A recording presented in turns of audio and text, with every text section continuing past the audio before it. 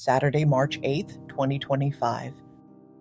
Hello, unseen audience. I am happy that you have taken your time to listen to this old lady's ramblings. Please hit the like button and subscribe if you're inclined to do so. I would be so very tickled. It's Saturday morning, the weekend, the days of rest after a long work week. Well, that's what it used to be for me before I retired from the grind, the workaday world, the 9 to 5, or whatever euphemism seems most salient to you. I always looked forward to the weekends, especially the 3 and 4 day ones that came around holiday times. They were special days that flew by. Now, though, the weekdays and weekends are indistinguishable from one another.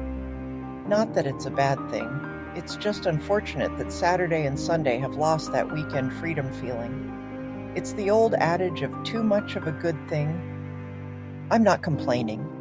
Well, maybe a little bit. Yet I am grateful that I have the gift of choosing what I will do each day. I am not obliged to check a schedule or report to the supervisor for daily tasks list. I don't have the demands of meeting productivity expectations. There are no quarterly and annual reviews, and the best thing ever is not having to clock in and out. Conversely, my days are less regimented, and for someone like me who has mastered the art of procrastination that can exacerbate bad habits and increase the likelihood that I will develop a lackadaisical approach to daily tasks. And speaking of bad habits, one can't forget the guilt. Oh yes, the guilt that comes with the freedom of not having a job. It's like this constant little gremlin whispering in my ear. You should be doing something productive right now. I swear, it's like the ghost of my old supervisor has taken up residence in my head. No reports to submit, no meetings to attend, for shame. The transition from being people-oriented to self-oriented is another conundrum. Once upon a time, I was the queen of small talk, the master of break room diplomacy. Now, my conversations are mostly with myself, and let me tell you, I have become quite the expert at it.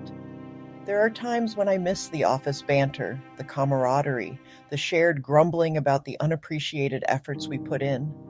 The dust bunnies in my basement abode just don't respond the same way to my witty repartees. Yet there is a certain pleasure in being alone, a delightful freedom in not having to answer to anyone.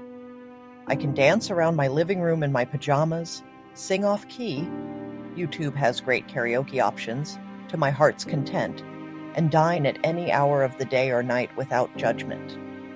But, I do miss the office gang and the rhythm of being part of a team. The inside jokes, the birthday cookies from Eileen's, the collective countdown to Friday. Those were the glue that held my work week together. Life now is a delicate balance of relishing the solitude and missing the hive of activity. It's a strange paradox, really. Being alone but not lonely, independent yet nostalgic for the buzz of teamwork. As I navigate this new chapter of life, I remind myself of a quote that has always resonated with me. I have promises to keep and miles to go before I sleep, from Robert Frost's famous poem. So here's to cherishing the freedom, embracing the guilt, and treasuring the memories of office camaraderie, all while dancing in my pajamas. Yours sincerely, Vicky.